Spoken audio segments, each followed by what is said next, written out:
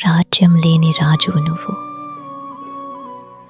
రాగాలు తీసే కోయిల పాట నువ్వు, పరవశంలో ముంచే నెమలి నాట్యం నువ్వు, ఇష్టంగా రాసుకునే రాతలు నువ్వు, కష్టంగా వదిలేసే కన్నీరు నువ్వు, అమావాస్యని తొలగించే పౌర్ణమి నువ్వు, నచ్చి భరించే బాధవి నువ్వు, కోపంలో కూడా దగ్గరికి చేరే కౌగిలి నువ్వు, అల్లరి చేస్తూ తాకే తొలి జల్లువు నువ్వు,